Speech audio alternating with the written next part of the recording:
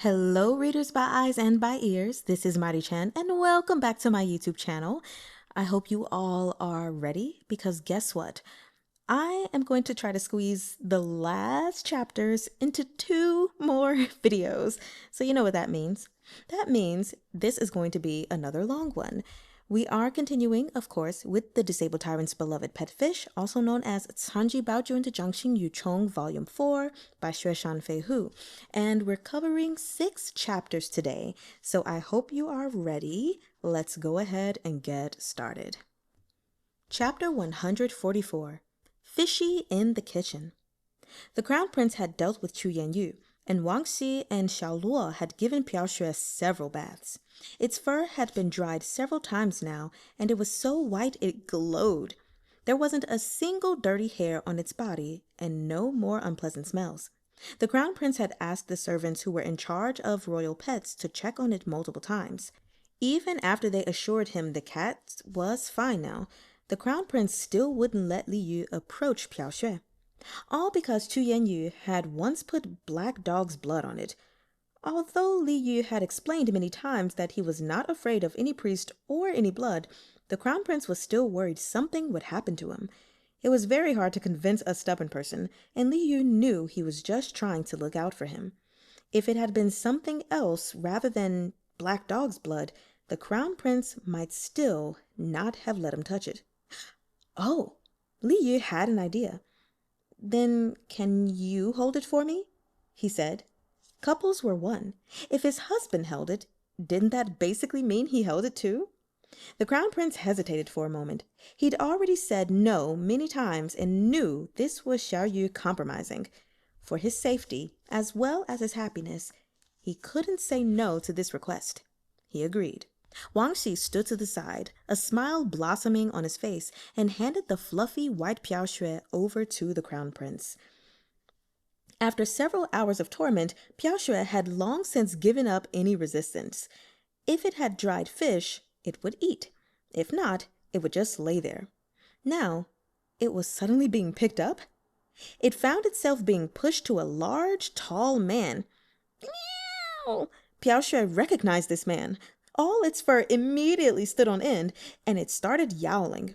The Crown Prince didn't like Xue either. He picked the cat up stiffly. Xue opened its mouth, about to bite, but the Crown Prince glared daggers at it and immediately shrunk back.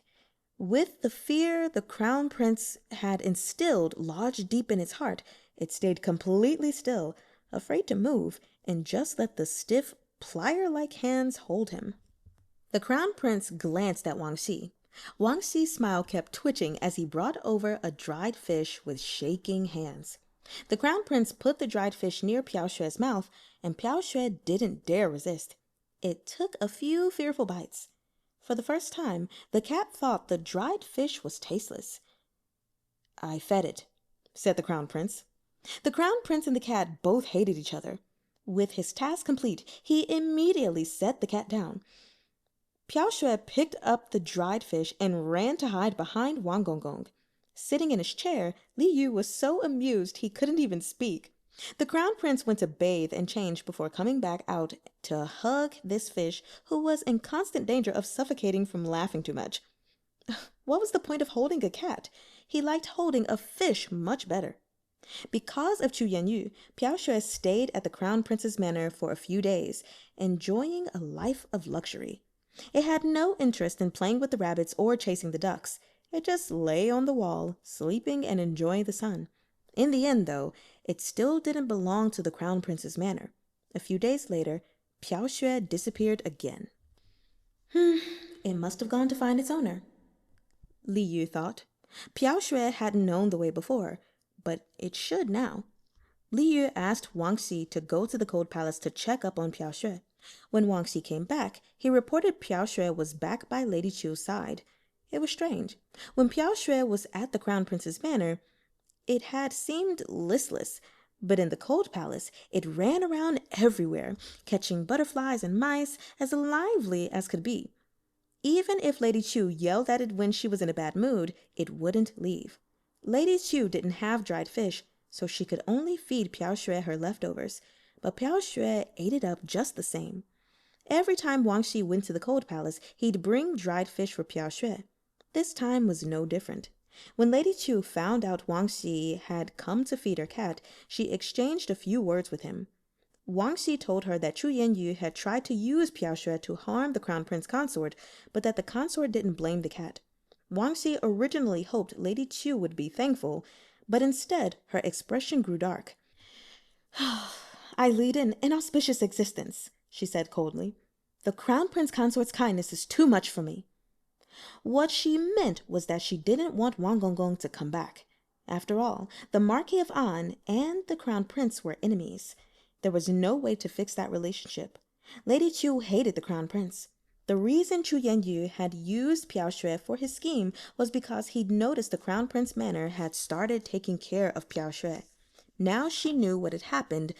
Lady Chu no longer wanted anything to do with the crown prince manor. Wang Xi relayed Lady Chu's message, and Li Yu fell silent. He remembered that when Lady Chu had been secretly brought to the manor, she'd asked them to take care of Piao Xue. When Wang Xi first started feeding the cat, Lady Chu hadn't stopped him. Why had she changed her tune now? Perhaps after Piao Xue disappeared, Lady Chu realized they were still enemies. Well, never mind. Li Yu had just wanted to thank Piao Xue. It was fine if the crown prince held the cat for him, but everyone had to make a choice.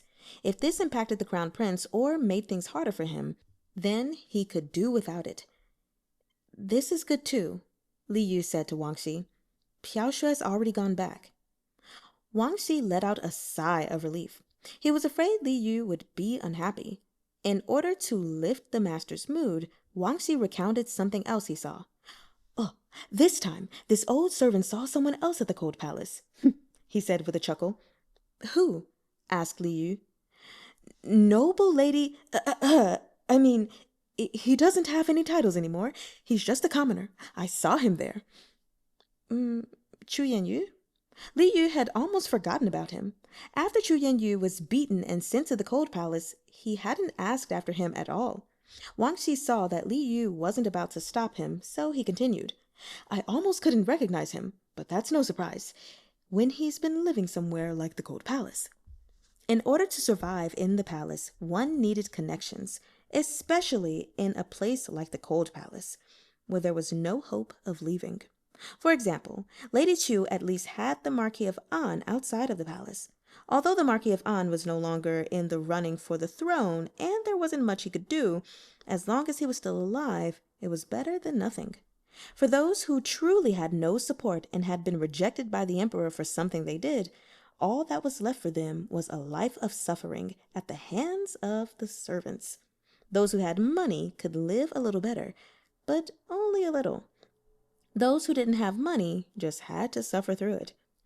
When Chu Yanyu first arrived at the cold palace, he'd taken a few valuable things with him, but because he'd just been beaten and couldn't move, he had to watch as most of his possessions were taken and split between the servants. These servants were like starving wolves. When they spotted so much as a bangle, they'd smash it off his wrist and take it. Chu Yanyu couldn't stop them, and he still had to pay for doctors and medicine.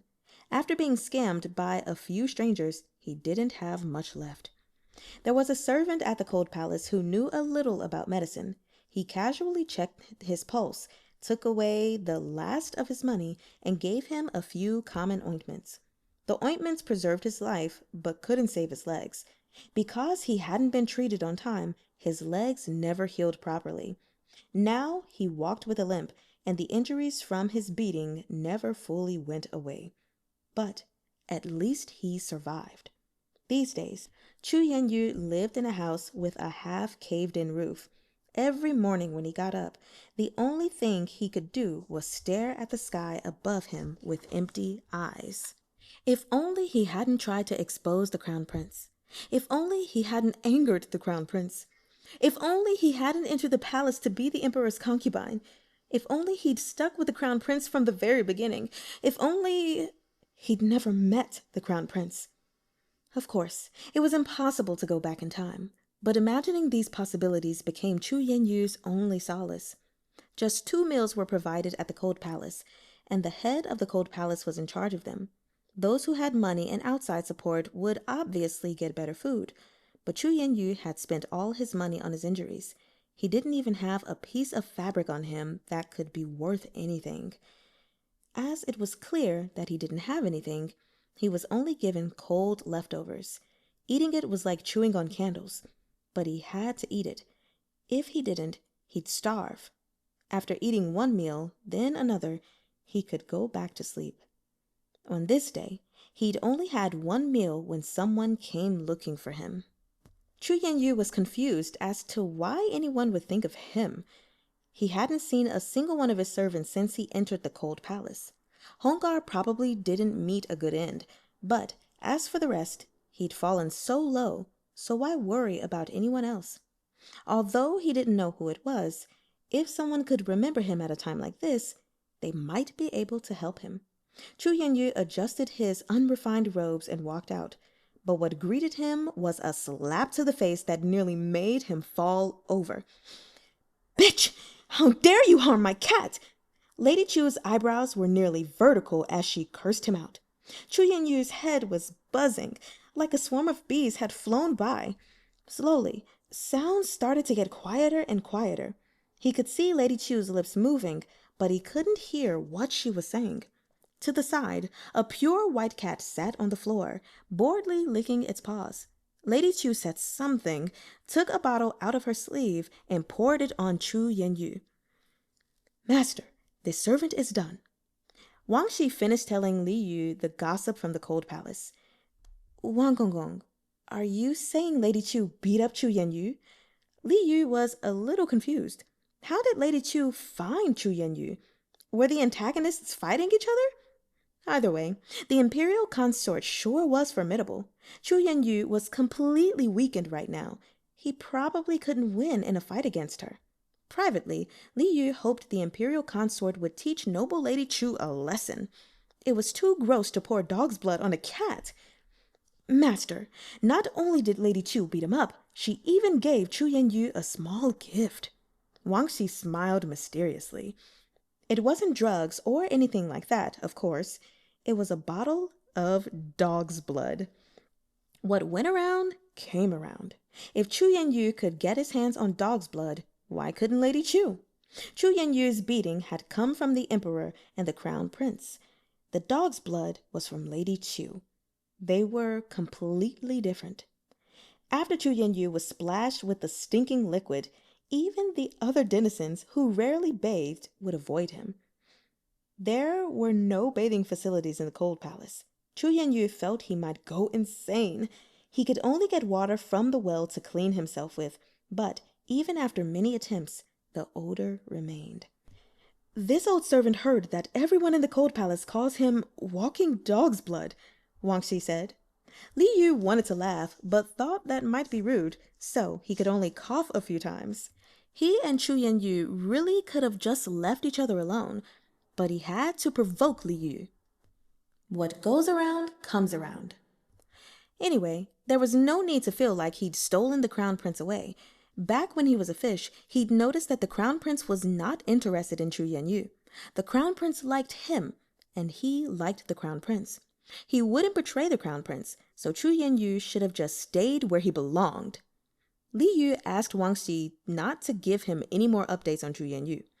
There were only so many hours in the day. He'd prefer to spend time with his husband and sons than waste it on irrelevant people. His husband, the crown prince, was slowly adjusting to his work at the Ministry of Rights, and it wasn't keeping him as busy as before. But perhaps because the emperor saw how much free time the crown prince had now, he gave him another job at the Ministry of Revenue.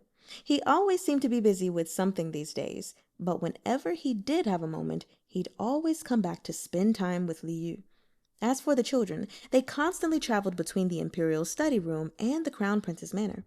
Recently, they'd even started learning how to use chopsticks. Li Yu was bored during his pregnancy and wanted to find something to do that was safe and interesting. "Wang Gongong, how about I start cooking for the children and the crown prince, The children had to go to the imperial study room every day. To combine studying and using chopsticks, Li Yu came up with the idea of making heart bento for his children. After all, he'd cooked for the Crown Prince before. Easy peasy. Li Yu rubbed his hands together, prepared to give the children and their dad a surprise. The children didn't like cucumbers, but he didn't think being picky eaters was a good habit. Maybe he'd make those smashed cucumbers that their dad couldn't stop praising. Wang Xi was horrified. He had once had the honor of tasting the Crown Prince consort's cooking. That taste really was indescribable.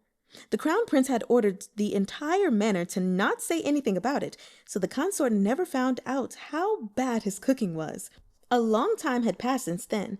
Wang Xi had assumed that with the consort's status and the fact that he was pregnant, it wouldn't occur to him to do something like this again.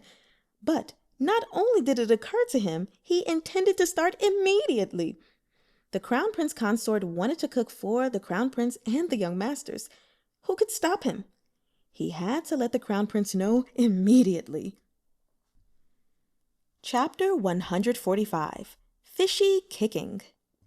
Li Yu got started right away, since it wasn't like he needed any extra prep. He rolled up his sleeves and got right to it. It was just smashed cucumber. He wouldn't be dealing with oil and smoke, so his daughter wouldn't be affected. He was already in his second trimester, and he was even sleepier than when he first got pregnant. Currently, he felt like he was as big as a cow. Forget cucumber. He thought he could smash an elephant without any problems. Li Yu asked Auntie Xue for help again. Auntie Xue was already numb to the Crown Prince consort's cooking by now, and quickly got everything ready for him. Smashing cucumber required physical labor, and Auntie Xue didn't want her pregnant master to do any work. She was about to take over, but Li Yu had already picked up the knife and was smashing it down onto the cucumber. In a few smooth motions, the cucumber was already in pieces.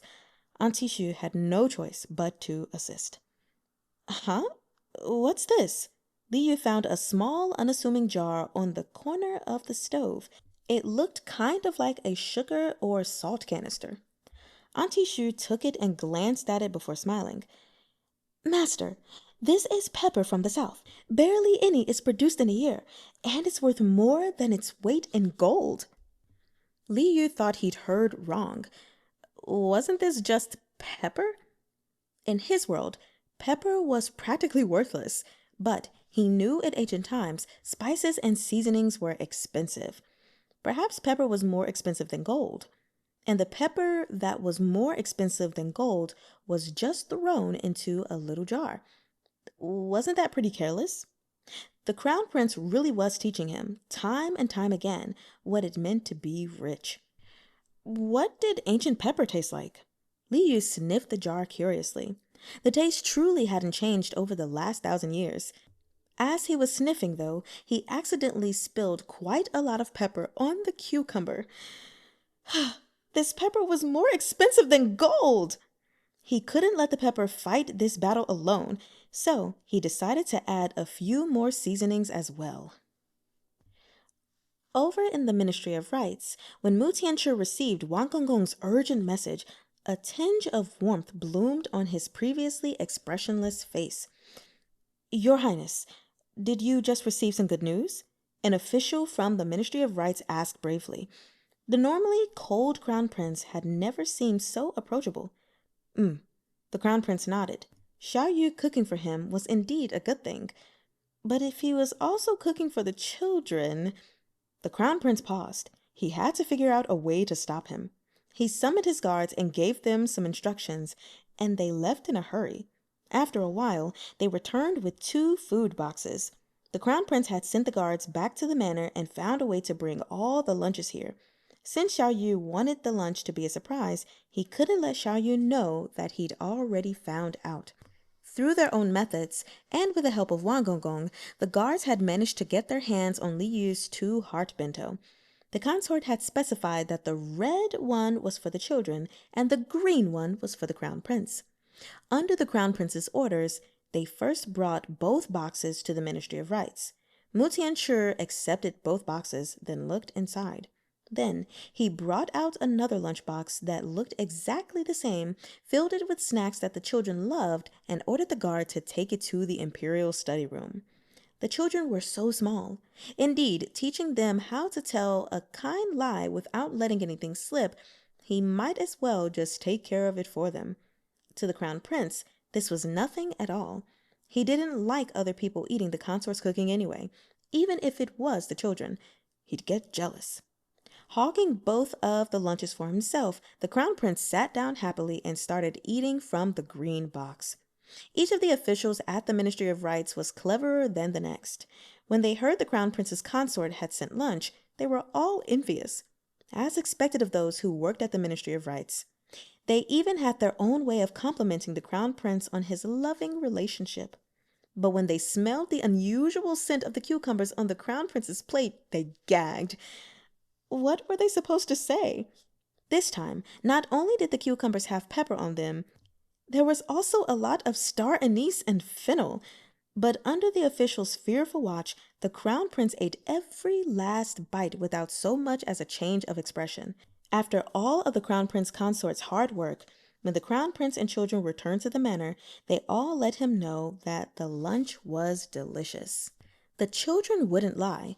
Was the Crown Prince's lunch also delicious? Li Yu felt a little unsure for some reason, but the Crown Prince kept smiling. Whenever he looked at him, the gentleness in his eyes was undeniable. Li Yu suddenly came to a realization. The Crown Prince must love pepper. He'd have to remember that. The Crown Prince was shy and often conveyed his affections through his gaze. The children, however, were different. "Dad, tastes good!" Arbao yelled loudly and made a wish. "I want it tomorrow too!" No problem. Li Yu hurried to say yes. If his husband and children liked it, then that was all the validation he needed. Even though he didn't have the luck of a koi fish in the kitchen, he could learn. "Tianchi, how about I cook for you every day too?" Li Yu wasn't the kind of man who'd forget about his husband once he had kids. He liked to take care of them all at the same time. The Crown Prince hesitated. Then he smiled and said, "Okay." Li Yu was about to shamelessly praise himself when he felt a distinct movement in his stomach. After freezing for a moment, he realized what it was, and he was overjoyed. His tone completely changed. "Tianchi, come quick! She kicked!" Ever since he'd gotten pregnant with his daughter, Li Yu had been anticipating feeling her moving for a while now. But he wasn't sure what it felt like when a baby moved in the womb. Sometimes it felt like something was blowing bubbles inside of him, like he was pregnant with a fish. But that was something only he could feel. The Crown Prince couldn't experience it with him. This was different. It was like someone had forcefully shoved at him from the inside. A vague bump protruded from his stomach. Li Yu was 100% sure that this was his daughter moving. He was afraid that if he moved, she would stop moving, so he didn't even dare blink. He just kept calling out to the Crown Prince. Tianchi ran over and held him, lightly hugging his stomach. Encouraged, Li Yu held his hand and placed it on his stomach. But they waited a while, and nothing happened. Not this time?" Li Yu jokingly apologized to him and moved the Crown Prince's hand away, just in time for her to kick again. Li Yu hurriedly put the Crown Prince's hand back on her stomach, but their daughter had already stopped moving again. Li Yu didn't know whether to laugh or cry. Was she making fun of her father? As if she could feel her fish dad's emotions, when Li Yu put the Crown Prince's hand on his stomach again, she didn't disappoint. She kept moving around this time. "She's really moving." Very quickly, the Crown Prince could feel the force beneath his palm and stared incredulously at Li Yu's stomach. "That's our daughter." Li Yu nodded delightedly, extremely proud of her. "Dad! Dad!" Dabao, Arbao, Sanbao, and Subao all gathered around. The children didn't quite know how to express themselves. They just kept hugging Li Yu's stomach. "Moving! She's moving!" Li Yu didn't dodge the topic. He told them there was a sister in his stomach. The children all corrected themselves. "Mei is moving." Watching on from a distance, Wang Xi couldn't help but wipe away tears.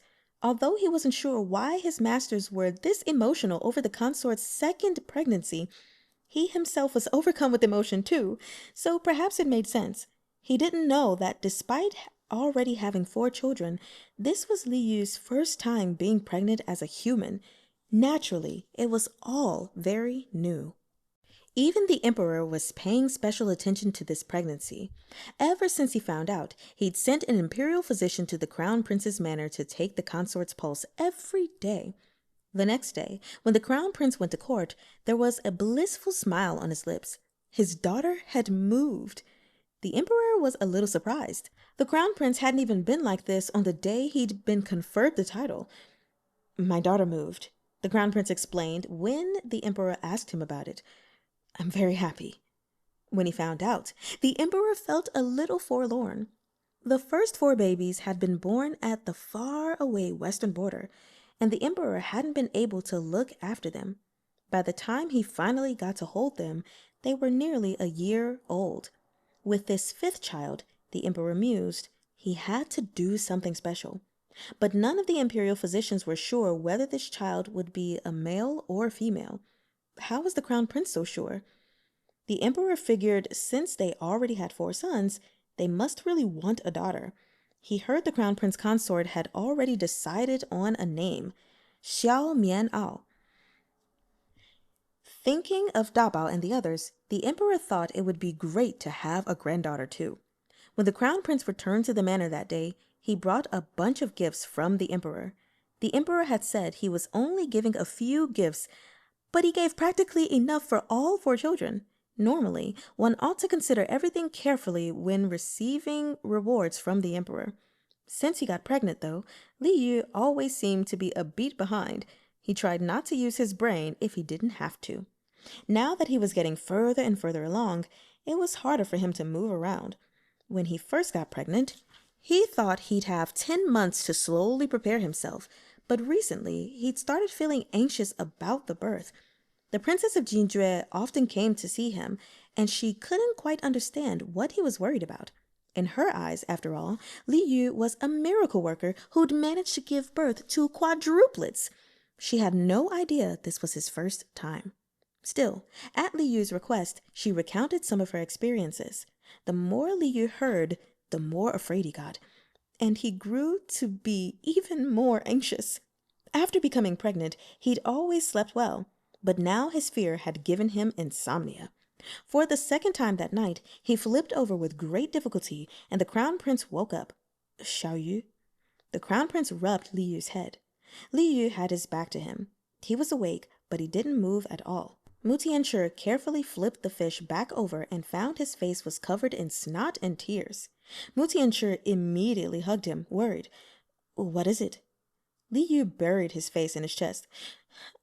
I'm scared suddenly." He froze, as though he'd reached breaking point, and then started to sob out loud. It wasn't that he didn't want this child. He'd truly grown to love Xiao Mian'ao.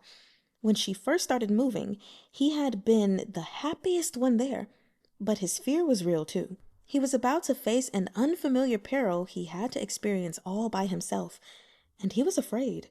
His tears had nothing to do with whether or not he was strong. He had to let his emotions out in order to conquer his fear. Li Yu kept on encouraging himself. He could do it. He wanted to push away the prince and tell him not to worry. People were more sensitive during pregnancy. He'd been easy to anger before, so perhaps he was just easy to cry now. Was he trying to run away at the last minute? This was a little dramatic. Even he was judging himself. "I'm fine.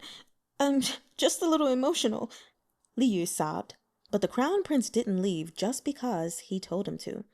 He continued to hold him, gently patting him on the back. "Xiao Yu, if you want to cry, just let it out," he soothed him quietly. "Don't force yourself." Li Yu had already calmed down quite a lot, but with these words, he started crying again. The crown prince couldn't do anything to help. Li Yu knew he hated how helpless he was in this circumstance. Pregnancy really was difficult, both physically and mentally. Li Yu wanted to complain. It was clearly their shared child. So why was he the only one suffering? He pouted, still unhappy. The crown prince lifted his sleeve and exposed his arm. "If you're unhappy," he said in a low voice, "just bite me." Li Yu looked for a fleshy spot, and then he really did bite down savagely without letting go. The Crown Prince didn't even furrow his brows. After Li Yu was done, he held him tightly. "Unfortunately, that pain is nothing compared to yours," he said, his heart aching. "Don't be afraid. I'll protect you." Li Yu, who had already cried far too much, felt his eyes turning red again, but hearing that from the Crown Prince and taking a bite out of him really did make him feel better. "I'm okay now. Don't worry," he said hoarsely. Sometimes his fear felt like it filled him up entirely, but as long as he could remember how much he was loved, even his greatest fear could be chased away. Chapter 146. Fishy Birth of a Daughter. Although the emperor had already announced Mu Tianchi as the crown prince, the ceremony hadn't been held yet. The Ministry of Rites was in charge of the ceremony. In order to satisfy the emperor and crown prince, the Ministry of Rites and the Imperial Astrological Bureau had picked out a few auspicious dates for the emperor to choose from. Now that the emperor had discovered what it felt like to make the crown prince do the hard work, he gave the crown prince more and more responsibilities. As such, he also asked the crown prince for his thoughts on the ceremony. To his surprise, the crown prince picked the latest date, half a year from now. Although Prince Ting's manor was now the Crown Prince Manor, and everyone referred to it as such, there was still one remaining step. The ceremony was the last part of the procedure and couldn't be avoided. The emperor hadn't expected the Crown Prince to be so patient, but then he remembered the Crown Prince consort was due in a couple of months and felt like he understood. All of these dates were suggested by the Ministry of Rites, anyway, so it was fine. With more time, they would be able to make preparations. If the Crown Prince wanted that date, there was no reason for the emperor to deny him, so he readily agreed. Li Yu secretly let out a sigh of relief when he found out the Crown Prince's ceremony would be held after he gave birth. His belly was growing heavier and heavier, but as the Crown Prince's consort, he had to attend the Crown Prince's ceremony. Apparently, the ceremony involved making sacrifices to the heavens. There was no way it would take less than a day. It would be very hard for him to make it through the entire thing. In preparation, Li Yu had steeled himself and asked Wang Xi to help him make soft cushions, just in case. He was thrilled to learn that he wouldn't have to use them after all. The Crown Prince wasn't the type to ask for thanks. As long as Li Yu was happy, so was he. But when Wang Xi found out what he was hiding, he really wanted to tell the consort. If the Crown Prince wasn't going to say anything, Wang Gonggong would reveal it to the consort secretly. The day that he had picked wasn't originally in the Ministry of Rites consideration, since they were afraid the prince wouldn't want to wait so long. The Crown Prince had been working at the Ministry of Rites for a while now. He was the one who went to the minister to add the date, and he was the one who convinced the emperor to choose this date. When Wang Xi revealed the truth, Li Yu's delight turned into gratitude. The Crown Prince had to go through the ceremony to truly become the Crown Prince, so it was obvious how important it was for him. Li Yu was determined to go through with it no matter what, but the Crown Prince was willing to delay such an important ceremony for him, just so he could feel comfortable. Even though the Crown Prince couldn't share the pain of childbirth, he had still done a lot for him. In turn, Li Yu was willing to be a little braver for the Crown Prince's sake. If the birthing process was truly painful, he'd just take a few more bites after the fact to get back at him. The due date slowly approached, and Li Yu wasn't so scared anymore. His stomach grew larger and larger, which meant Xiaomian Ao was growing larger and larger too. Halfway through the 9th month, Li Yu's stomach was so large he couldn't see his feet. It was just like a ball. Before, Li Yu had still been able to cook his heart bento, but he didn't dare cook anymore. Even if he had dared, the Crown Prince wouldn't let him. So that was the end of the bentos. With his stomach so heavy, not only was his movement restricted, he couldn't sleep well either. It was all right during the night, but it was really difficult to take his afternoon naps now. When the Crown Prince found out, he would attend court every morning, then rush back home to eat lunch and take a nap with Li Yu. He'd leave again once Li Yu fell asleep. Li Yu felt a little more comfortable when he could snuggle with him. Xiao Luo was the kind of person who just couldn't sit still, always wanting to help out her masters. "It's not suitable for His Highness to keep running back and forth like this," she said privately to Madame Teen. "Let's make a big cushion for the master." Madame Teen smiled. "Do you think the Crown Prince hasn't thought of that? His Highness practically wanted to dote on the master even more, so how could he find it tiring?" Xiao Luo was a young lady, so she only barely understood what Madame Teen meant. In the same meaningful tone Wang Xi had spoken to her before, she said to Xiao Luo, "You'll understand in the future." Xiao Luo nodded, red-faced. Time flew by. One day, Li Yu woke up to a sore back, but he hadn't yet reached the 10-month mark, so he didn't pay it much mind. After breakfast, he usually took a walk in the yard. Wang Xi cleaned the yard personally every day so that there wasn't a single speck of dust. With the help of Xiao Luo and a few other servants, Li Yu walked around for a little bit. For some reason, his legs were also abnormally tired. He'd only taken a few steps when he found he was too tired to continue. He didn't dare push himself, so he sat down on a chair at once. When he got up again, he stumbled, but luckily Xiao Luo caught him. Li Yu's heart was jumping in his chest. Although he hadn't fallen, everything still felt a little off. Xiao Luo knew a bit about medicine. After checking Li Yu's pulse, she hurriedly asked him to sit and called for someone to fetch a doctor. With his due date approaching, the Crown Prince had brought in a doctor to live in the manor, and this doctor arrived on the scene at the same time as the imperial physicians who visited every day. Together, they checked Li Yu's pulse, and they all agreed. The baby was coming. Wang Xi sent for the midwives, and after the imperial physician's confirmation, he ran off to find the Crown Prince. Li Yu had only thought he'd suffered a shock. Sob, sob, sob. Was Xiaomian Ao that desperate to come out? He was going to give birth right now? The Crown Prince had picked out 3 midwives with carefully verified backgrounds early on, and the delivery room was constantly prepped and ready. When the midwives received the news, they ran over and looked at Li Yu's stomach. Although they didn't have any experience with a man giving birth, the Crown Prince consort had told them it was roughly the same as for women. With a little more confidence, he calmly ordered the servants to boil water and prepare food. Even though labor had started, there was still some time before he actually had to push. The midwife asked Li Yu to eat as much as he could manage and to walk a bit more. It would help the birthing process. He'd heard the Princess of Jinjue recount this process several times.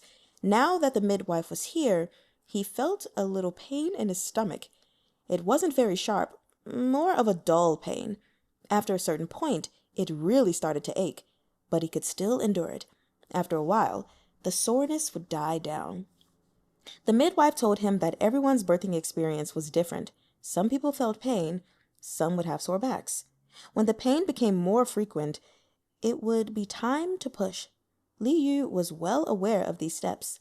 Xiao Luo came over and handed Li Yu a small bowl of freshly made hargao. Li Yu was in a good state. He could pick up the spoon and eat it himself. Faced with Xiao Luo's worried expression, Li Yu even managed to joke around. Previously, he had been anxious, but now that the time came, he felt calm instead. No matter how fearful he had to give birth. He might as well just go for it. The Crown Prince must already be on his way. Li Yu wanted to see his husband. He felt a little bit like crying.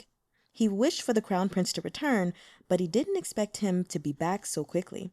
When he showed up, Li Yu hadn't even finished his bowl of hargao.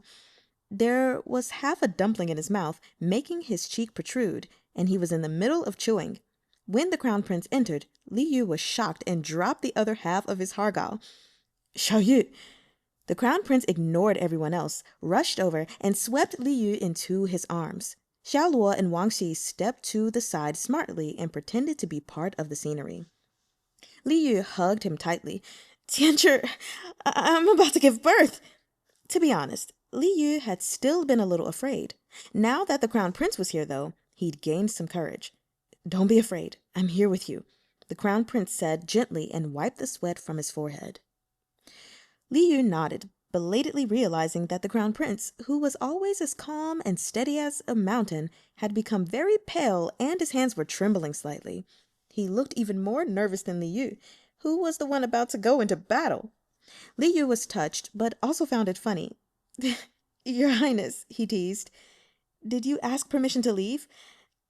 I forgot. When the crown prince received the news that Li Yu was going into labor, he didn't even have time to tell the minister before rushing back home. Li Yu burst out laughing. Taking the bowl, the crown prince fed Li Yu a few more hargao and a piece of peach blossom pastry. It had calmed down for a while, but now Li Yu's stomach started to hurt again. This time, it was worse than before, and it ached more too. He couldn't speak. He bit his lip harshly, trying to endure the pain. The crown prince pulled up his sleeve and brought his arm before Li Yu. Li Yu shook his head, eyes red. His husband had come to see him. He didn't feel like biting him right now. After the pain passed, the midwife asked Li Yu to walk a little more. Li Yu's legs felt weak from the pain, but he had no choice. Xiao Luo came over to support him, but the crown prince said, "Let me." Hugging Li Yu, he let him lean against him, and they walked like that, very slowly. Li Yu's clothes were already soaked through with sweat, but he felt like he could still endure it. Li Yu sat down to take a break when the pain got worse, then continued his walk when it passed. This cycle continued for a while, during which the midwife came a few times to feel Li Yu's stomach. Finally, she said, "We can move to the delivery room." "I have to go," Li Yu said in a low voice. He puckered his lips with great difficulty, wanting one last victory kiss. The crown prince kissed him on his lips, then held his hand and said, "Let's go." Li Yu felt unhappy with how decisive the crown prince seemed. It didn't feel like he was reluctant to let him go at all, but soon he found out why. The crown prince didn't hand him over to the midwife. Instead, he followed him into the delivery room. Following the midwife's instructions, he lay down on the bed, thinking that now it was time to say goodbye to the prince. But the crown prince had no intention of leaving. He stayed planted by the bed. The midwives bustled around them, completely ignoring the crown prince as if they had been instructed beforehand. Why aren't you leaving?" Li Yu couldn't believe it. In the ancient past, delivery rooms were bloody and considered unclean. Few men ever entered, and especially men with higher status. But the crown prince had been here for a while now. "Xiao Yu, don't be afraid," he repeated. "I'm here with you." Li Yu finally understood what the crown prince meant. He closed his eyes and nodded, letting his tears stream down his face. He took a deep breath. Even if he had to face hell itself, he wouldn't be afraid. No matter how long the pain lasted, there would always be a pair of hands holding him tightly, giving him the courage and strength to continue on. Li Yu tried to follow the midwife's instructions.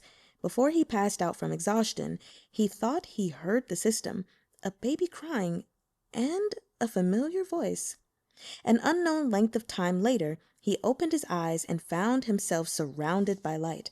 The system appeared before him. Thinking back, he'd passed out from exhaustion. Was he in the system now? But he was still in the middle of labor. Was Xiaomian Ao all right? And the crown prince was still waiting for him. "User, please don't worry," the system told him. "You have successfully completed the Warm Cotton Jacket side quest. Your daughter has been added to your team." Huh! Was he finally done giving birth? As expected of me, he thought smugly. He seemed to have already forgotten the pain. Though Xiaomian Ao had been born as a human baby and not a fish, she could still be seen from fish children status. Li Yu hurried to check on her and saw Xiao Luo and Madame Qin wiping a round pink baby with a thick head of hair. Li Yu's heart nearly melted. This was his and the crown prince's daughter. He had really taken care of himself properly during this pregnancy. Xiaomian Ao was a newborn, but her skin wasn't wrinkly, and she was very rosy. As Li Yu watched, The baby suddenly opened her round eyes and stared into the air, as though looking right at Li Yu. It was like she knew he was looking at her. Li Yu covered his mouth and smiled. This baby was like him, and also like Mu Tianchu. It was clear this was their child. He watched her for a while, unable to look away, until he couldn't anymore. The system reminded Li Yu to accept his reward. He finally turned away reluctantly to look at something else. This time, the reward was very interesting. Increased healing and decreased pain from childbirth. What's the point in giving me this now? I've already gone through the worst pain. The system sure was slow. The system, who knew everything the user was thinking, said, "If the user is unhappy with the reward, do you want to cancel it?" No! It was better than nothing.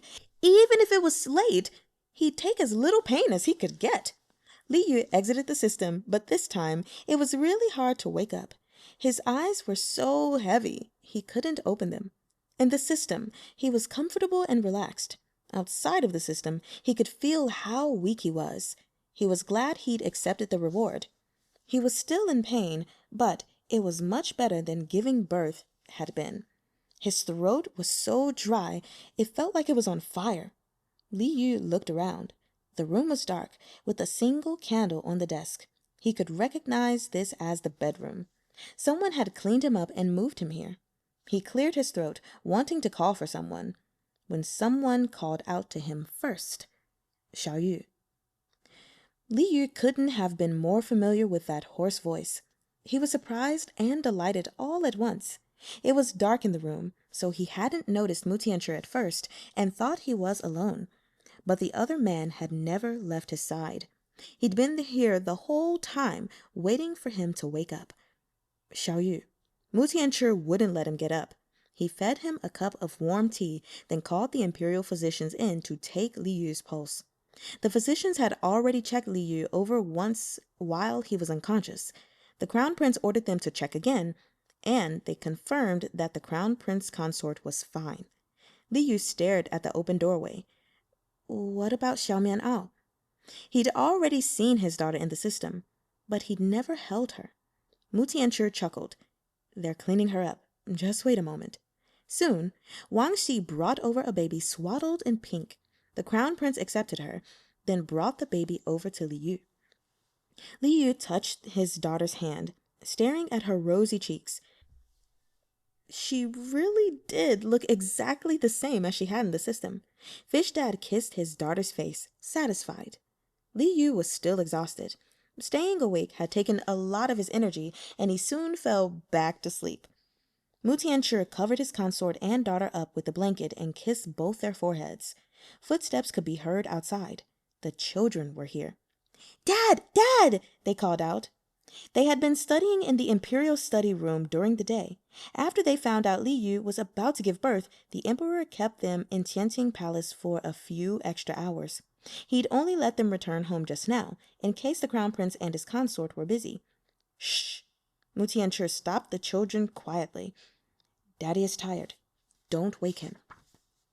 The children nodded, promising not to be loud, and the crown prince let them in. Dabao, Arbao, Sanbao, and Sibao tiptoed over to surround their fish dad. First, they looked at their sister. She really was so small, even smaller than the Mei Mei at their uncle's house. Then they looked at Fish Dad, who was deeply asleep. We'll wait for Dad and Mei Mei, the children said happily. Chapter 147. 1-month-old Fish Mei. The crown prince had a daughter. When they heard the news, many of the court officials thought it was unfortunate. If it had been a son, it would have been the first little royal grandson after he became the crown prince, which would have been very meaningful. A son surely would have been doted on by the emperor and crown prince, but since it was a daughter, it was hard to say. Li Yu had heard similar rumors, but he didn't pay them any mind. People in ancient times were sexist, but as long as he wasn't, it would be fine. Boy or girl, both were good. Plus, Xiaomian Ao was very meaningful to them. She was their only daughter.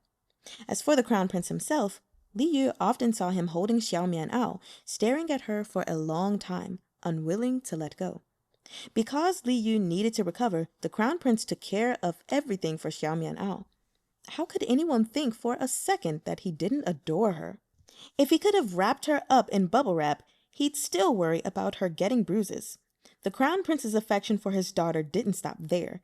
When he first found out Li Yu was pregnant with a daughter, he'd prepared many names. After she was born, though, he didn't think any of them were suitable. He'd been struggling for a few days now, but he still couldn't make a decision. Even the decisive crown prince could suffer from indecision, it seemed. In the end, Li Yu picked out the characters Qiong Xue from a thick stack of names. 2 days after Xiao Mian'ao was born, her rosy skin became pale, as glassy as jade. This ethereal name was perfect for her. Now that they'd figured out her name, they needed a nickname. Li Yu had made a decision back when he was incubating the fish roe. He was going to continue what he had started with Dabao, Arbao, Sanbao, and Sibao. Xiao Mian'ao was number 5, so she should rightfully be Wu Bao. But Li Yu wanted to show off his beautiful daughter. Taking her name into consideration, he decided to call her Xue Bao. The crown prince read it out loud a few times. He quite liked it. Dabao and the others quickly followed suit, clapping their hands. "You'll be older brothers from now on," Fish Dad instructed his sons. "So you have to take care of Xue Bao. Understand?" The children all nodded, each bringing out their favorite toys to give to Xue Bao. Li Yu burst out laughing. It would be a long time before their sister could play with these toys. When he found out the crown prince consort had given birth to a daughter, the emperor also showered them with gifts. Because Xue Bao was a newborn, she couldn't go outside, so the emperor dressed in common clothing and made a trip to the crown prince manor especially to see his granddaughter. As far as Li Yu could remember, he'd never done that before. The emperor wasn't expecting at all to see something like the confession that was engraved into the wall, and he shot the crown prince a derisive glance. Finding out that the entire manor had been turned into a giant fish tank came as much less of a shock in comparison. The crown prince brought Xue Bao out for the emperor to see. As soon as he held her, he didn't want to let go. Xue Bao wasn't shy either. She stared curiously at the emperor with her dark, round eyes. The emperor was so happy he gifted Xue Bao a piece of warm jade Empress Xiao Hui used to wear. Xue Bao was an infant, so she often had to be fed and changed. The emperor personally handed Xue Bao to Madame Qin and reminded her to be careful. Madame Qin was nearly scared witless. Staring at his daughter, who was like the moon being held up by a sky full of stars, Li Yu thought of those rumors. Those people outside had no idea. The emperor was never shy when it came to his grandchildren. He'd given titles to Li Yu and the crown prince's sons, and the Chang'an Shizi and the princess of Jinjue's daughter was given the title of Junju. Now it was this granddaughter's turn. The granddaughter of the crown prince should have the title of Junju, but if he left it at that, the emperor thought, that would put her on the same level as Chinka Junju. Chinka Junju was technically a subject. How could they hold the same title? Disregarding all principles, the emperor decided to make Xue Bao a princess and gave her a title. The crown prince and his consort had picked Xue Bao's name and nickname, but the emperor refused to lose to them and picked out Xue Bao's title. Usually, princesses were given titles upon marriage, but the emperor had picked one out for the little princess ahead of time. He'd spent a long time thinking about it. The crown prince's daughter, Qiong Xue, was given the title of Princess Wen Hui. Staring at their swaddled daughter, Li Yu and the crown prince both simultaneously felt the sadness that Ye Qinghuan had mentioned when considering their daughter's future wedding. Her title included the same Hui as Empress Xiao Hui's title. This both represented the wisdom the emperor wanted his little granddaughter to embody, as well as a nod to his beloved empress.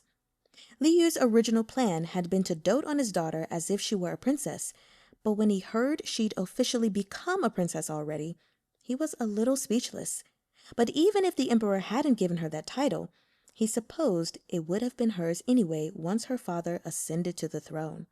He'd thought Dabao was a real koi before, but the little princess's luck could give Dabao a run for his money. The officials fought against the emperor's decision at court the next morning. Xue Bao was a girl and the crown prince's daughter, but the emperor refused to budge, so that was how things worked out. Some tried to convince the crown prince to refuse on his daughter's behalf, but he ignored them. This was what the emperor wanted to do, and Xiao Yu's daughter definitely deserved to hold the title of princess. The people who'd originally wanted to make fun of the crown prince consort for giving birth to a daughter suddenly realized he was still being showered with love anyway. At Xue Bao's 1-month celebration, the crown prince practically invited half the city. Even the emperor came. And after the celebration, no one dared suggest the little princess wasn't doted on. Although the birthing process had been terribly painful, Li Yu healed very quickly with the benefit of the system. The midwife predicted it'd take him about a month to recover, but it only took Li Yu a couple of weeks. Unfortunately, he was still forced to suffer through postpartum confinement. In ancient times, people believed that in the first month after birth, one had to avoid the wind and cold, as well as bathing. In the month after giving birth to little Xue Bao, swimming and bath time, both things he didn't care for much before, became luxuries he could only dream about. He'd recovered long ago, but the crown prince, ever careful, wanted him to rest for a whole month. How could he survive not touching water for a whole month? And Li Yu still had to turn back into a fish once a day, but the crown prince was better at keeping track of the time than he was. Li Yu wanted to sneak into the water for a bit when he transformed, but the crown prince mercilessly blocked any chance of that. He confiscated all the fish tanks and crystal bottles, only leaving him a wet cloth. After flopping around on the cloth, he'd have to return to his human form. As time went on, Li Yu thought he'd turned into a filthy loach. More than once, he complained about how gross he felt. After consulting the midwife and imperial physicians, the crown prince started wiping Li Yu's face with a warm cloth, but it was barely any use. It wasn't getting to the root of the problem. To try and keep him calm, the crown prince wiped his entire body down himself. Li Yu resisted a few times before just giving in. The crown prince had seen him at his worst anyway. The crown prince still had his bite marks on the back of his hand. So what if he helped him get through this month? On the day he was finally free, Li Yu dragged the crown prince off to take a 4-hour bath with him. After his wash, the loach turned back into a squeaky clean man. At Xue Bao's 1-month celebration, Li Yu and the crown prince wore matching robes in dark red brocade. Dabao, Arbao, Sanbao, and Sibao all wore little golden robes embroidered with fishes and the word luck, and Xue Bao wore a little dress dotted with the red plum blossoms. There were 2 tiny pigtails atop her head, tied with ribbons that matched her dress. She looked like a little fairy. Now that the crown prince had a daughter, the entire Changle family came to congratulate him. When the old Duke of Changle, Ye Qian, saw his great-granddaughter, his steps became lighter. After he held her, he couldn't stop smiling. He took out a somewhat old necklace, placing it around Xue Bao's neck. Xue Bao didn't understand anything. She accidentally tugged on Ye Qian's beard, but he wasn't angry. Instead, he burst out laughing. The princess of Jinjue and Ye Qinghuan brought their daughter too. When they saw Xue Bao, they told Li Yu he was doing a good job taking care of her. Qingke Junju was just starting to walk. She toddled over to the younger girl and kissed her on the cheek. Dabao and the others were particularly naughty, picking all the flowers in the garden. They picked the prettiest flowers to make into flower crowns and put one on each of the little girls' heads. Li Yu desperately wished he had a camera so he could save this heartwarming moment. A little later, though, when he was changing back in his room, he saw an unfinished painting on the desk. The painting was of the 2 families meeting, a group of cute children surrounding 2 young girls wearing flower crowns. They all had rosy cheeks, smiling like flowers. The painting was unfinished, but it was clearly the crown prince's work. The prince's painting skills were excellent. No matter whether his subject were people or inanimate objects, they all looked very real. Li Yu loved this painting dearly and was thinking of asking his husband if he could have it when he noticed the words in the corner, "For Xiao Yu." So, it had been for him all along. Li Yu was thrilled. He'd accidentally discovered the crown prince's gift for him, so he'd just have to pretend he hadn't seen anything. He glanced around. Other than the painting on the table, there was also that painting of their family of 6 on the wall. No, now it was a family of 7. Li Yu suddenly realized that a little koi fish dotted with red had appeared among the group of fish. It was very similar to what Xue Bao had worn today. Clearly, that was the crown prince's work as well. Although the crown prince and Xue Bao weren't fish, they were still here with everyone else as fish. Li Yu smiled at the 2 paintings, lost in happiness. His reverie was interrupted when Wang Xi called out to him from outside, saying the Marquis of Dingbei had brought a gift for him. Wang Xi's words sounded a little strange. There had been plenty of gifts given at the celebration, but nobody had mentioned who each gift had come from before. Besides, the Marquis of Dingbei... Li Yu was already the crown prince consort, but he couldn't keep track of all the nobility in the capital. The crown prince never forced him to remember either. Wang Xi said the gift giver had been from the Marquis of Dingbei's household, but he couldn't remember who that was. Li Yu put the painting back and went to see Wang Xi, who was waiting with a silk handkerchief in his hand. When he saw Li Yu, he unwrapped it, revealing a small, very delicate silver bracelet intended to protect the wearer. When Wang Xi received this gift, he had also been confused, but he had also been very careful, wiping the bracelet inside and out many times. He'd even kept it on himself for a while, and only came to find Li Yu once he was certain there were no problems with it whatsoever. Spotting the word Liang on the handkerchief, Li Yu realized who had sent it. No wonder he'd thought the Marquis of Dingbei sounded familiar. Those were the in-laws of the late 6th Prince Mu Tianxiao. Li Yu had once helped Mu Tianxiao's wife, Lady Liang. After he held her hostage, Lady Liang lost any faith she still had in her husband, and she'd lost the child in her belly too. After that, she moved back in with her family. When Mu Tianxiao was working with Princess Lang Ya, he never once spared a thought for his wife. This was fortunate, though, as it meant that when the emperor was clearing the palace of lowland forces, the Marquis of Dingbei, who had close ties with Mu Tianxiao, wasn't affected. Lady Liang hadn't managed to divorce Mu Tianxiao before his death, and so she had become a widow. She lived in the countryside and never left the house. When she heard the crown prince consort had given birth to a daughter and that the daughter was now 1 month old, she wanted to give a gift to show her gratitude. But since she was still in mourning, it was inappropriate for her to appear at a celebration, as it might be inauspicious. So, this was the only way she could show her thanks. Her child had been a daughter too, but she hadn't been able to keep her. She hoped the crown prince consort's child would always be safe. Li Yu put Lady Liang's gift away carefully. When he thought about her situation, he was very sympathetic.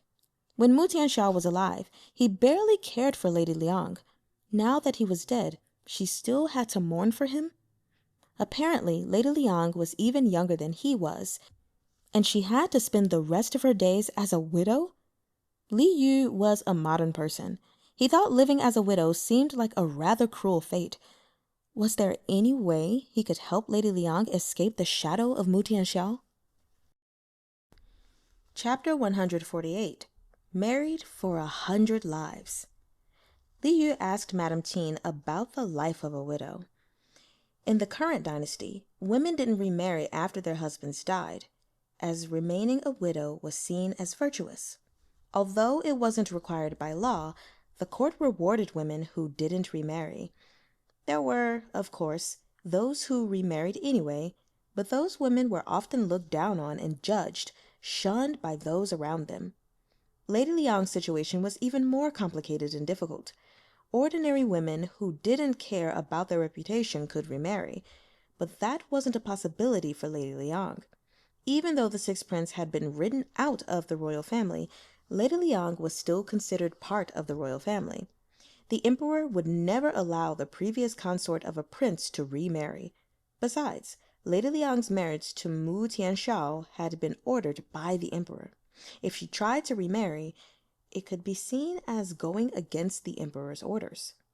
The emperor hated Mu Tianshao, and he never checked on Lady Liang either. Though the Marquis of Dingbei was Lady Liang's family, if she lived there long term, people would start talking. So in order not to drag down her parents, Lady Liang moved to the countryside. Even so, she was still glared at whenever she left the house. "Do you want her to find a new marriage?" Lady Qin asked, smiling. One didn't usually ask after widows without a reason. Madame Qin had an older sister who had been married before. Because her husband died of illness, she was well aware of how much widows suffered. Later, she remarried, despite the disapproval of everyone around her. In her own words, being a widow was a fate worse than death. It was a good thing her sister had remarried. She was now doing well away from the capital and often came to visit Madame Qin. Because of her sister's experience, Madame Qin supported the idea of Lady Liang remarrying. She thought Li Yu wanted to find Lady Liang a new husband. Li Yu froze. What remarriage? What? If Lady Liang and Mu Tianxiao had had a good relationship and Lady Liang wanted to remain a widow for his sake, that would be none of his business. But it was clear that Lady Liang couldn't have been more disappointed in Mu Tianxiao. She only remained a widow because she was being held hostage by social etiquette. There were plenty of fish in the sea. Sorry. Why did a perfectly good person have to remain loyal to this long-dead one? When a husband lost his wife, nobody expected those men to remain widowers. Everyone thought men needed to be taken care of. Men remarrying was reasonable, but a woman remarrying would be judged for her whole life. Talk about double standards. But Li Yu had never thought about Lady Liang remarrying. Mu Tianxiao was dead, so she no longer had any ties to him. She should live the kind of life she wanted. Li Yu shook his head. "I'm not going to try to be a matchmaker." He just wanted Lady Liang to escape Mu Tianxiao's shadow. If she wanted to remarry, she could. If she wanted to live a quiet, peaceful life, she could do that too. Li Yu wanted to help Lady Liang, but he wasn't quite sure how exactly to go about it. If he went to ask the Crown Prince for help, though, he'd definitely think of something for him. After all, the two of them were deeply in love. Li Yu was unreasonably confident. When Li Yu shared his thoughts with Madame Qin, she sighed. "Lady Liang would be very lucky to receive your help, but I don't know if she will accept." A widow completely cutting ties with her husband's family was almost unheard of. It required a great deal of bravery to withstand the insults. When Madame Qin's sister first remarried, her neighbors and relatives had pointed their fingers at her and accused her of not being a virtuous woman. After her second marriage, she left her hometown with her husband, and that was how she was able to face her new life with ease. Li Yu hadn't even considered this. Might Lady Liang reject his help? He decided to send Madame Qin to find out how Lady Liang felt. The response he received was that Lady Liang didn't want to change anything about her current situation. When asked why, she said, "People's words are to be feared." As Mu Tianxiao's wife, she could continue to live in peace even if she was alone. As herself, she would have to face insults and judgment from all sides. That wasn't something that could be fixed by just changing someone's identity. An entire group of people had to change.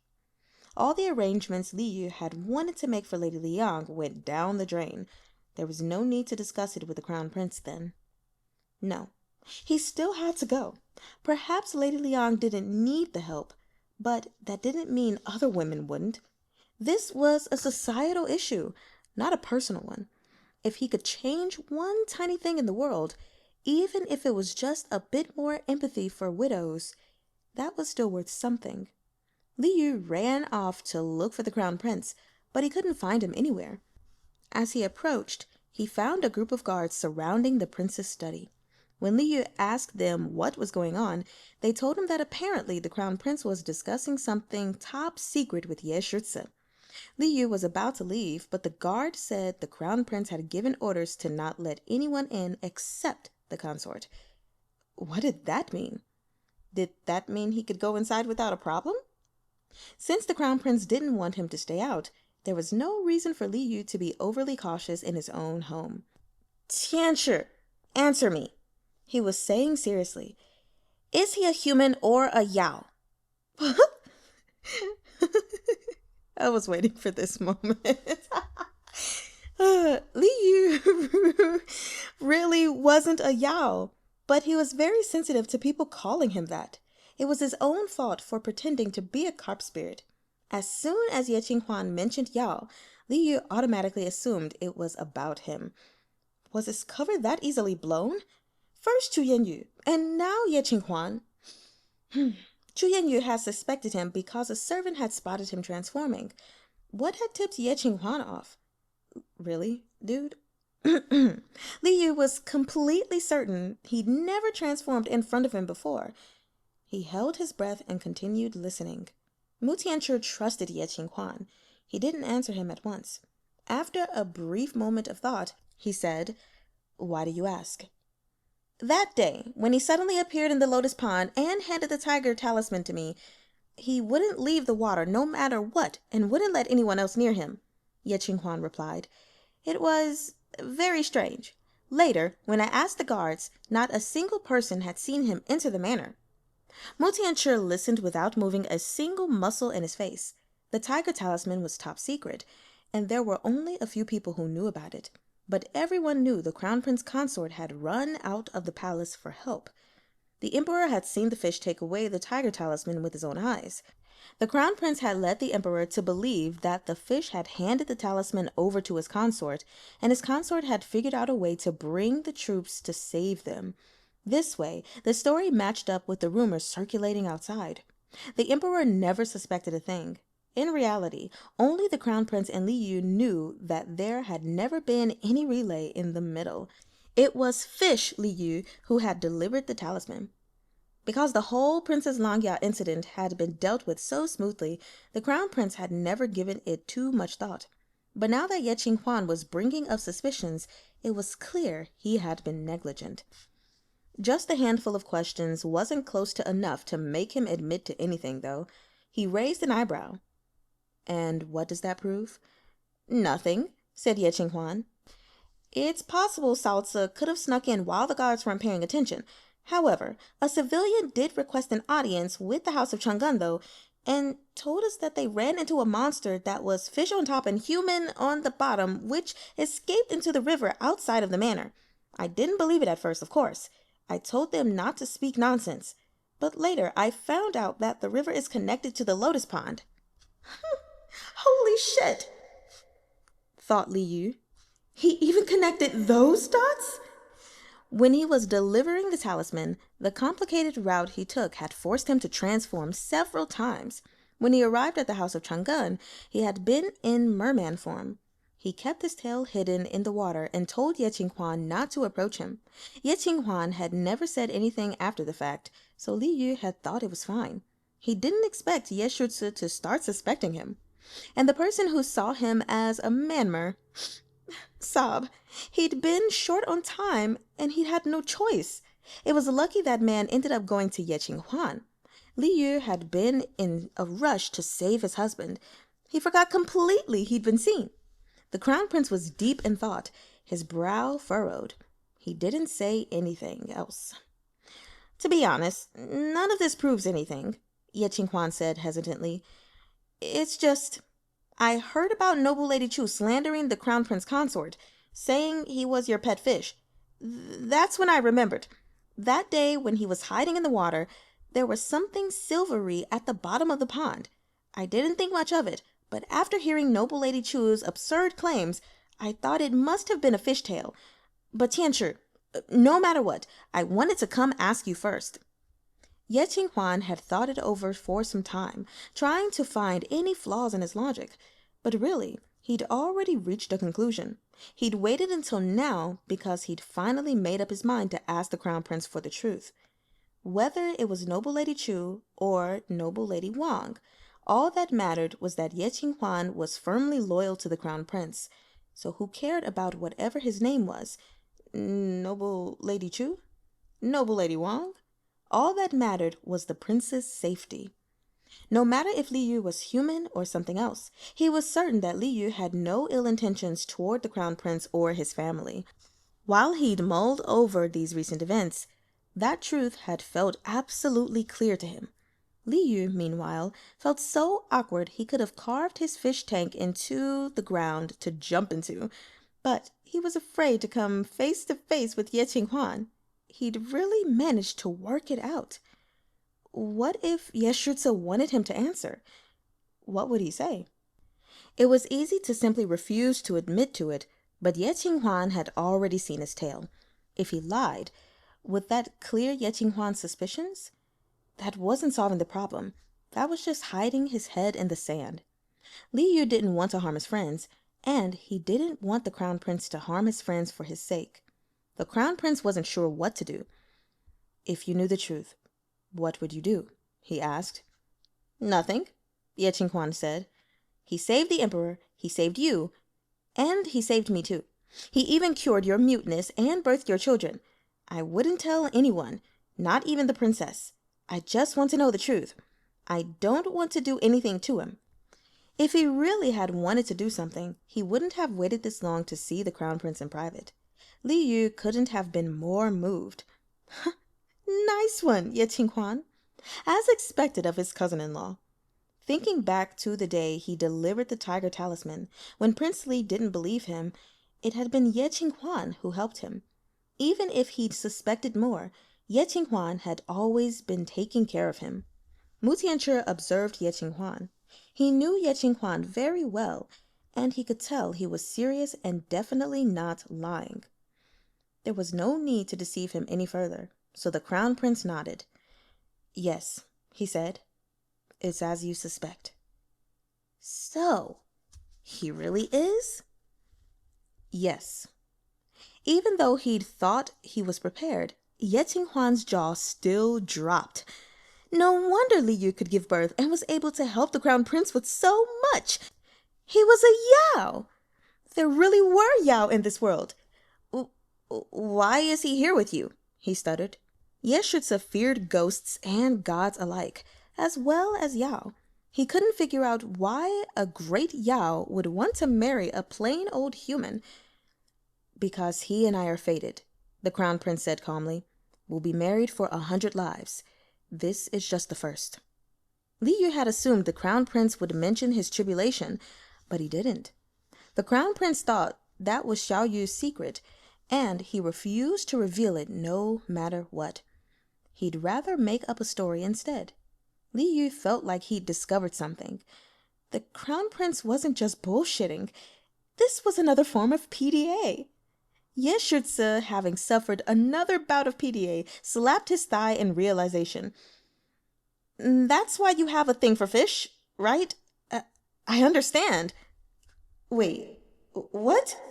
What do you understand? Li Yu was shocked. My husband doesn't have any special interests like that. Chapter 149, Fishy's Survey. With the look Ye Qinghuan had on his face, who could say what he was imagining? But since why doesn't he just use his powers to do things? There were some things Ye Qinghuan hadn't worked out yet. Xiao Yu has his own principles, said the Crown Prince sternly. You can't force him to do anything. Ye Qinghuan nodded, as long as Li Yu was on the Crown Prince's side and wouldn't harm him. But he had one more very important question. Then Dabao and the others, and Xuebao, are they all? No, responded the Crown Prince.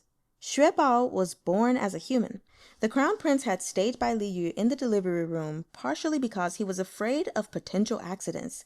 He had decided long ago that he would protect Xiao Yu at any cost. If anything happened, There were a lot of people who would have to be dealt with immediately. His daughter definitely wasn't a Yao. As for his sons, though, they were born as fish. They were all human now, and they couldn't transform. The Crown Prince didn't want to complicate matters, so he just said they weren't. Xiao Yu had once told him that their 4 sons would have to wait until they were 7 to turn into fish again. That was still a long way off. If it came to it, they could even explain it to their Yeshushu themselves. Ye Qinghuan sighed in relief, having apparently accepted this answer. Then how should I interact with him? Is there anything I shouldn't do? Li Yu was a Yao fish. That was an exhilarating thought on its own. He hadn't known before. He just thought that Li Yu had a good personality. Now that he knew, he thought Yao with such personalities must be hard to come by. No. Even if there was, I wouldn't tell you. Then would he fear Xiongfeng? Ye Qinghuan figured if Li Yu was afraid of him, he'd have to keep his beloved K9 on a leash from now on. The Crown Prince looked at him with an expression that said, "Are you stupid?" Ye Qinghuan smacked his own forehead. Right. How could I forget he used to play with Xiongfeng? He's probably fine. Obviously. Li Yu smiled. Xiongfeng had long since stopped treating him as a stranger. He'd probably caught on way before his master had. Ye Qinghuan wasn't very knowledgeable and had a lot of questions. Once he started, he didn't stop. The Crown Prince was getting tired. He was ready to throw him out of the manor. Okay, I'll leave. Don't throw me out. Ye Qinghuan smiled and asked for mercy. Now that I know everything, I promise you I won't tell anyone else. But the Crown Prince obviously already knew Ye Shurtse was reliable. Otherwise, he wouldn't have revealed any of this to him. Ye Qinghuan bade his goodbyes and was just about to leave when the Crown Prince called out to him. Wait. Ye Qinghuan looked back. Remember, the Crown Prince said in a serious tone that Ye Qinghuan had never heard before. He and I are one. Protecting him is the same as protecting me. Yes, Your Highness. Ye Qinghuan suddenly understood the Crown Prince's intentions, so he also became more serious than he'd ever been. He stopped smiling and clasped his hands together in a solemn bow. Now that he knew the truth, he no longer felt so conflicted. Recently, he'd been trying to suppress what he was feeling, and he couldn't let his wife or parents find out what was weighing on him, so this was quite a relief. Ye Qinghuan walked out humming a little tune. When he looked up, he spotted Li Yu, who was standing outside.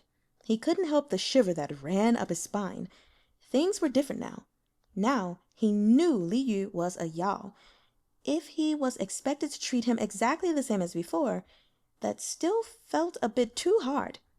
Ye Qinghuan! Li Yu knew he was struggling and deliberately waved at him. Ye Qinghuan's hands never even shook when he was killing the traitorous Lowland soldiers. But right now his face was bright red and he greeted Li Yu weakly before running off, sticking close to the wall. Of course Ye Shurtse definitely wasn't afraid. He just had some important business to go handle, such as figuring out a new place for that civilian who had seen a Myanmar. Li Yu was just teasing Ye Shurtse. He didn't have any ulterior motives. As soon as Ye Qinghuan left, he walked into the study. Tianzhi, I'm here, Li Yu said, smiling. When he saw him, the seriousness on the Crown Prince's face melted away, leaving behind only gentle love. He didn't seem surprised that his fish could come to the study.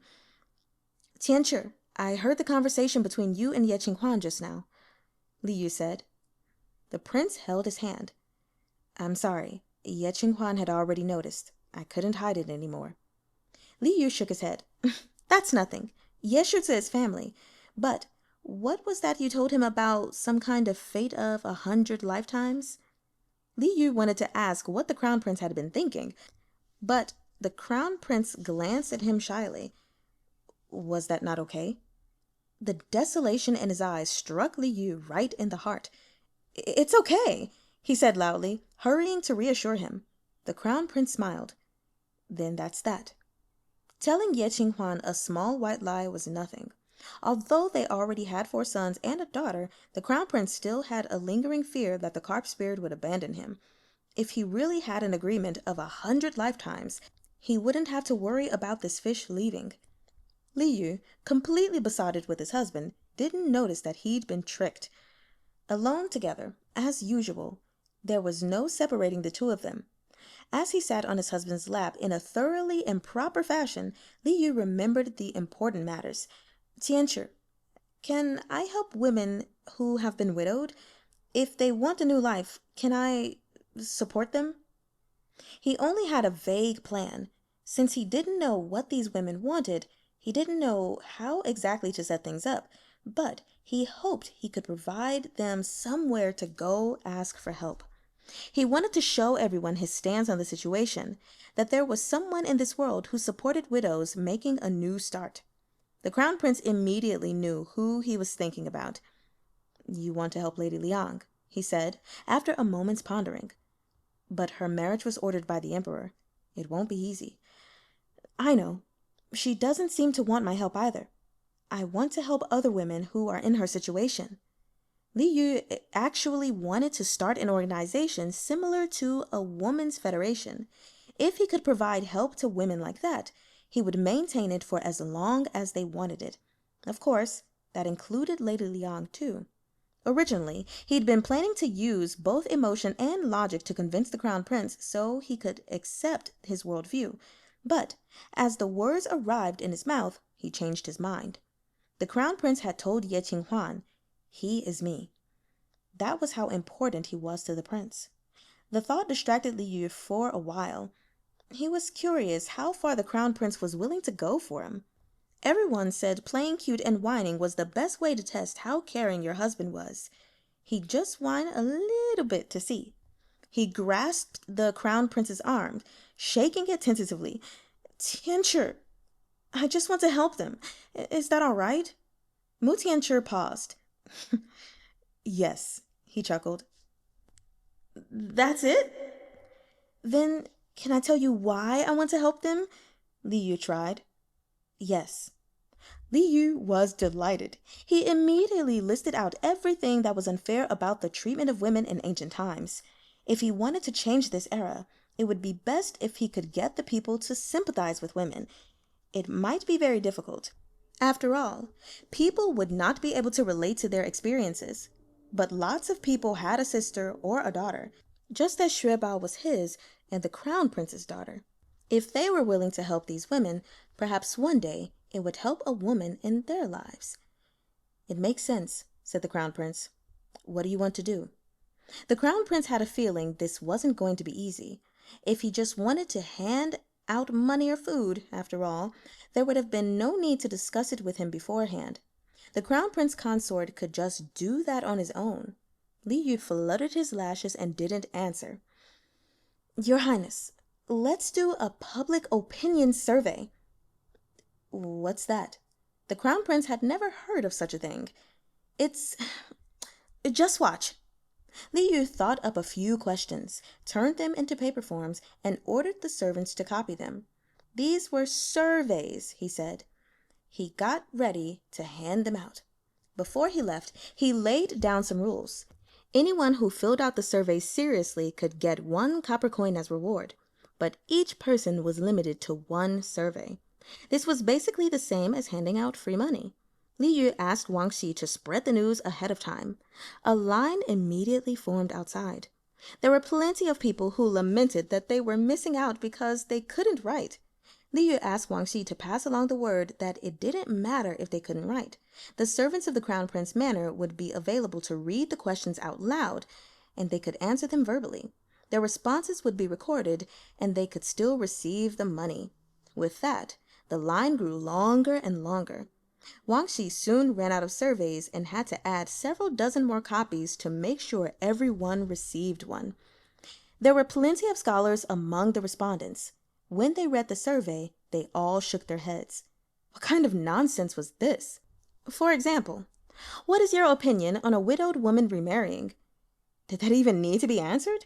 After they'd studied for all these years, how could they not understand the concept of shame?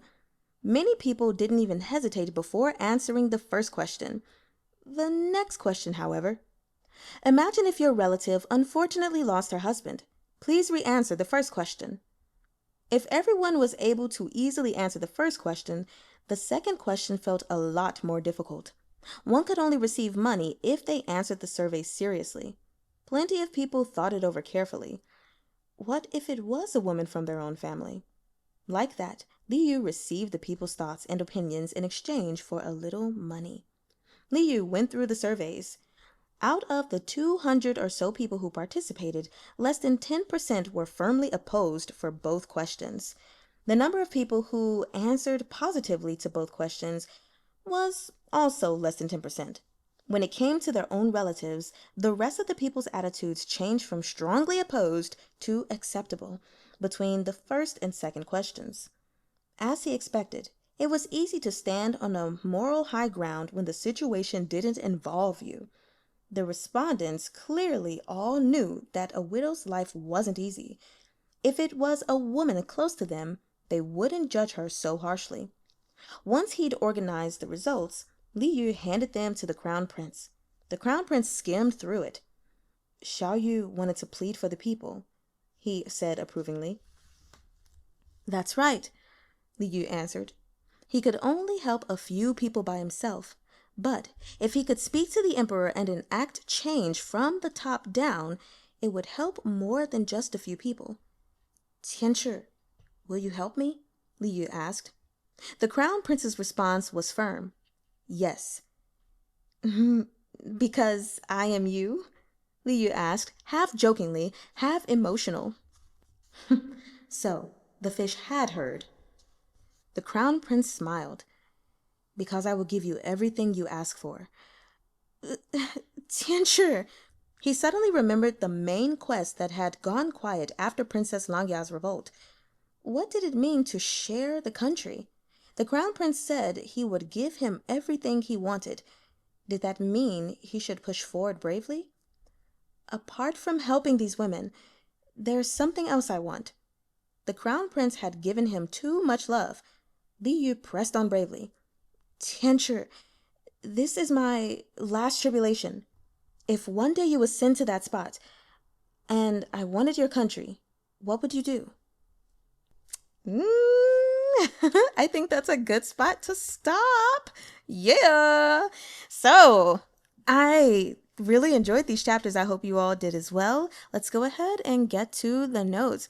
So, first off, I just kind of wanted to give you guys a little quick lesson, which I think it might be a little scattered Mandarin lesson, so just bear with me. But for those of you who may be wondering why Piao Xue is being referred to as an it instead of he or she, like we do in America, it's because animals are referred to as its, regardless of their gender.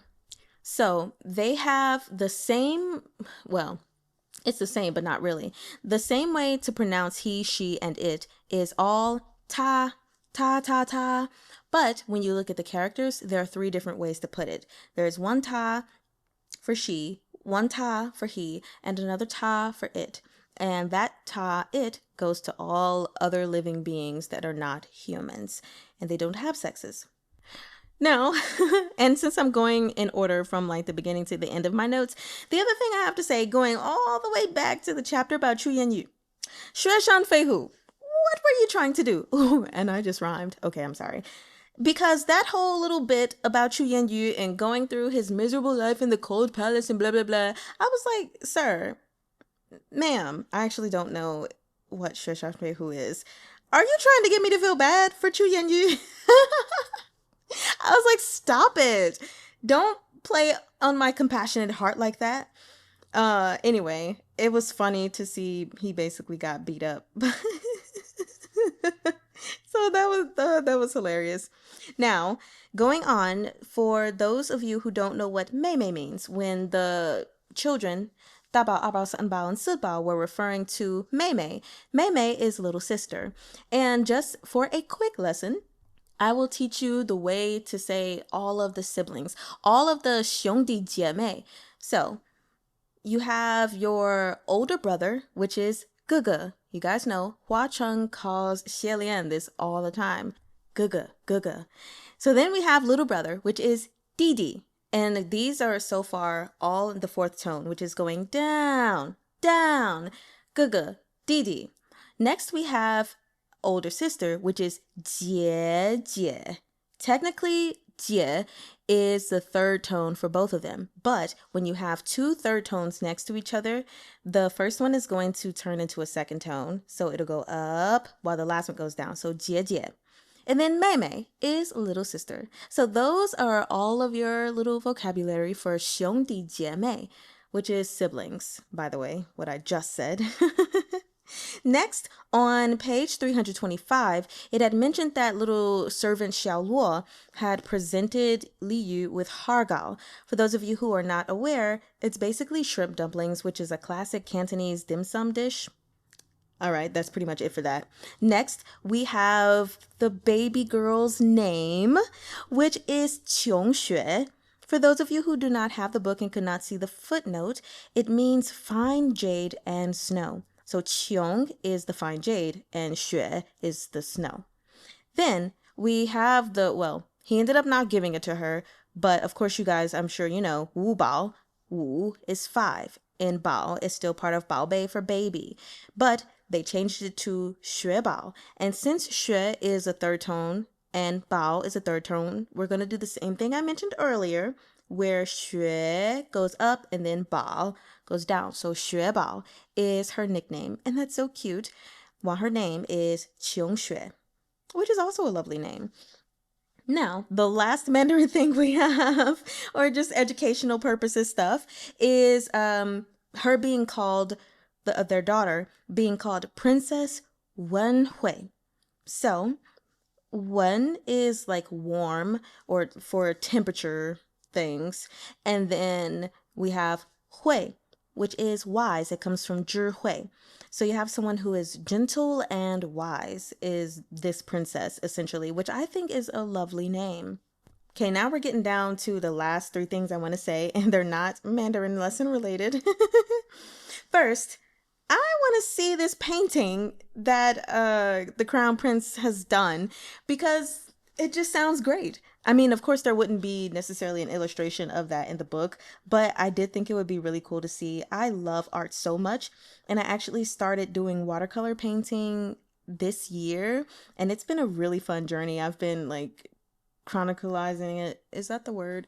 Whatever, on Instagram and TikTok has been really, really fun. So like hearing about his paintings even earlier in the series, I was like, I want to see them. Anyway, next, oh my gosh, finally someone else knows about Li Yu being not Yao, but Yao. And I'm actually glad it's Ye Qinghuan. I feel like that's very fitting. And at first I remember thinking like, oh my gosh, why in the world doesn't Wang Xi know? He's right there. But sometimes the best place to hide somewhere is in plain sight. Seeing him every day for all that time, never found out. So you know what? Whatever. But I was very happy that he found out. And I think I had really only mentioned it for the Emperor in my notes in the last video. But my theory was correct. Essentially, the right people at least would not care at all that Li Yu was a Yao, because of who he was as a person, who he proved himself to be. So it's nice that Ye Qinghuan, when the prince asked him, if you knew the truth, what would you do? He was like, nothing. Like, I just want to know, bruh. That's it. And then again, just going back to the kind-heartedness of Li Yu. Oh my gosh. Him wanting to help women and basically start a women's federation, I just think is so lovely. Like, he doesn't even have to do that. He's a man. And yes, I know he's a man that can get pregnant, so that kind of makes him womanly-esque, I suppose. But that's just so kind. And I agree. I think it's so dumb that there was that whole thing. And some people even still believe it now to this day, depending on, you know, their religion and culture and stuff like that, that, you know, once a woman becomes a widow, she shouldn't be marrying anyone else. Or if, you know, she's divorced from her husband, she shouldn't marry anyone else. And I'm like, man, let people live. Come on, what are we doing? But anyway, I just think he's so kind. I love that about him. And they didn't go into detail of how anything happened. So it's just kind of up in the air. I was really interested in seeing an explanation for how he gave birth, because I was like, okay, C-section? Like, what? But then it mentioned him having to push, and I was like, where's the baby gonna come out of? His asshole? Or the hole in his penis? I was like, well, that just sounds awful both ways, but like, but we didn't get that explanation, and Lee passed out, so I guess that just is what it is. Anyway, I hope you guys enjoyed these chapters. We are almost done. We have less than 100 pages left, and the next video will be the last video of this series. So I, again, hope you all enjoyed it. Please let me know your thoughts and reactions in the comment section. And I'll see you all next time. Wo ai, Neiman.